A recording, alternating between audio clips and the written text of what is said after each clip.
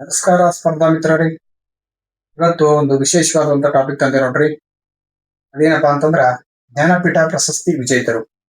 ಇಲ್ಲಿವರೆಗೆ ಕರ್ನಾಟಕಕ್ಕೆ ಎಷ್ಟು ಜ್ಞಾನಪೀಠ ಪ್ರಶಸ್ತಿ ಬಂದಿವೆ ಮತ್ತು ಯಾರ್ಯಾರಿಗೆ ಜ್ಞಾನಪೀಠ ಪ್ರಶಸ್ತಿ ದೊರಕಿದೆ ಮತ್ತು ಯಾವ ಕೃತಿಗೆ ಜ್ಞಾನಪೀಠ ಪ್ರಶಸ್ತಿ ಬಂದಿದೆ ಅಂತ, ಅದ್ರ ಜೊತೆಗೆ ಯಾವ ವರ್ಷದಲ್ಲಿ ಜ್ಞಾನಪೀಠ ಪ್ರಶಸ್ತಿ ಬಂದಿದೆ ಅನ್ನೋದನ್ನ ನಾವು ಇವಾಗ ತಿಳಿದುಕೊಳ್ಳೋಣ.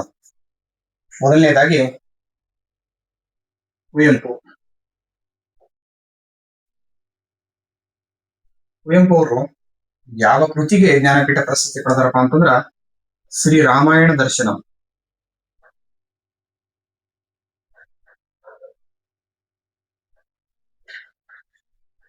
ಶ್ರೀ ರಾಮಾಯಣ ದರ್ಶನ ಯಾವ ವರ್ಷದಲ್ಲಿ ಅಂತಂದ್ರೆ 1967.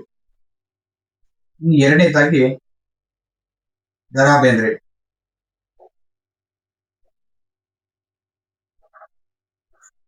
ದ.ರಾ ಬೇಂದ್ರೆ ಅವರು ಯಾವ ಕೃತಿಗೆ ಜ್ಞಾನಪೀಠ ಪ್ರಶಸ್ತಿ ಪಡೆದುಕೊಂಡಿದ್ದಾರಪ್ಪ ಅಂತಂದ್ರ ನಾಲ್ಕು ತಂತಿ.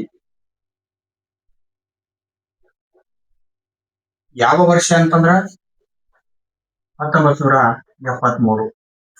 ಅದೇ ರೀತಿಯಾಗಿ ಮೂರನೇದಾಗಿ ಯಾರಪ್ಪ ಅಂತಂದ್ರ ಶಿವರಾಮ್ ಕಾರಂತ್.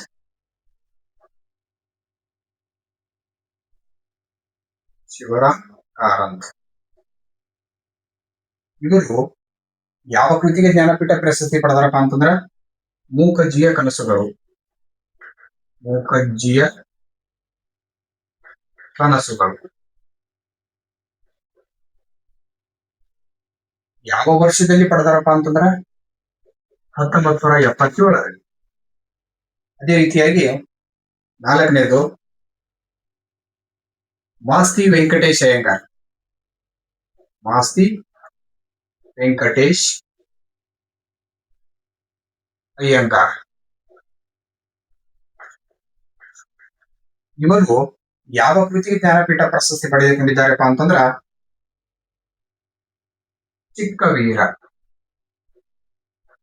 ಚಿಕ್ಕವೀರ ರಾಜೇಂದ್ರ. ಯಾವ ವರ್ಷದಲ್ಲಿ ಪಡೆದುಕೊಂಡಿದ್ದಾರಪ್ಪ ಅಂತಂದ್ರ 1983.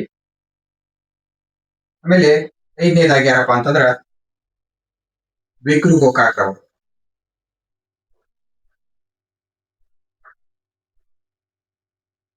ಬೇಕ್ರು ಗೋಕಾಕ್ ಅವರು ಯಾವ ಕೃತಿಗೆ ಜ್ಞಾನಪೀಠ ಪ್ರಶಸ್ತಿ ಪಡೆದಾರಪ್ಪ ಅಂತಂದ್ರ ಭಾರತ ಸಿಂಧು ರಶ್ಮಿ. ಯಾವ ವರ್ಷದಲ್ಲಿಪ್ಪ ಅಂತಂದ್ರ 1990. ಅದೇ ರೀತಿಯಾಗಿ ಆರನೇದು ಯು.ಆರ್. ಅನಂತಮೂರ್ತಿ. ಯು.ಆರ್. ಅನಂತಮೂರ್ತಿ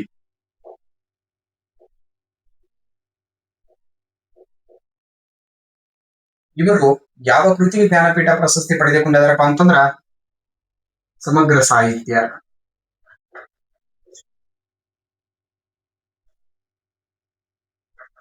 ಯಾವ ವರ್ಷದಲ್ಲಿ ಪಡೆದುಕೊಂಡಿದ್ದಾರಪ್ಪ ಅಂತಂದ್ರ 1994.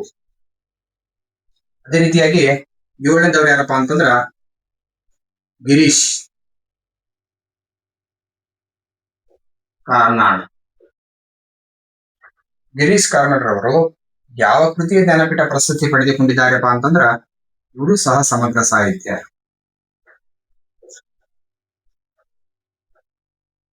ಯಾವ ವರ್ಷದಲ್ಲಿ ಅಂತಂದ್ರೆ 1998.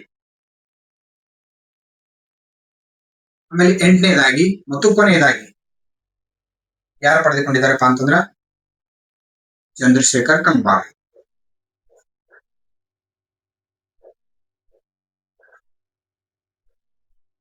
ಚಂದ್ರಶೇಖರ್ ಕಂಬಾರ್ ಅವರು ಯಾವ ಕೃತಿಗೆ ಅಂತಂದ್ರ ಅವರು ಸಹ ಸಮಗ್ರ ಸಾಹಿತ್ಯ.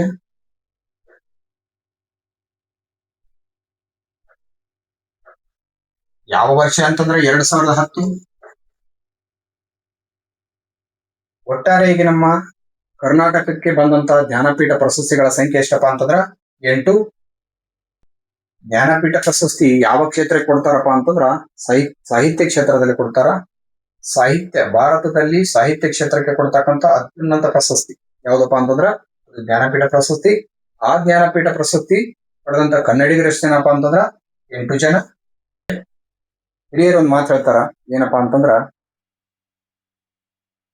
ಮಣ್ಣಿಗೆ ಸಂಸ್ಕಾರ ಕೊಟ್ರೆ ಮಡಿಕೆ ಆಗುತ್ತದೆ, ಸಗಣಿಗೆ ಸಂಸ್ಕಾರ ಕೊಟ್ರೆ ವಿಭೂತಿಯಾಗುತ್ತದೆ, ಚಿನ್ನಕ್ಕೆ ಸಂಸ್ಕಾರ ಕೊಟ್ರೆ ಆಭರಣವಾಗುತ್ತದೆ, ಅದೇ ರೀತಿಯಾಗಿ ಮನುಷ್ಯರಿಗೆ ಸಂಸ್ಕಾರ ಕೊಟ್ರೆ ಒಳ್ಳೆಯ ನಾಗರಿಕನಾಗ್ತಾನೆ ಅಂತ ಹೇಳ್ತಾ ಇವತ್ತಿನ ಟಾಪಿಕ್ ಎಲ್ರಿಗೂ ಇಷ್ಟ ಆಗ್ಯದ ಅನ್ಕೋತೇವಿ. ಮತ್ತೆ ಇದೇ ರೀತಿಯಾಗಿ ಒಳ್ಳೊಳ್ಳೆ ಕಂಟೆಂಟ್ ವಿಡಿಯೋಗಳು ಮಾಡೋದಕ್ಕೆ ದಯವಿಟ್ಟು ನಮ್ಮ ಚಾನಲ್ ಅನ್ನು ಸಬ್ಸ್ಕ್ರೈಬ್ ಮಾಡಿ, ಲೈಕ್ ಮಾಡಿ, ಶೇರ್ ಮಾಡಿ, ಅದೇ ರೀತಿಯಾಗಿ ನಮ್ಮನ್ನ ಸಪೋರ್ಟ್ ಮಾಡಿ. ನಮಸ್ಕಾರ.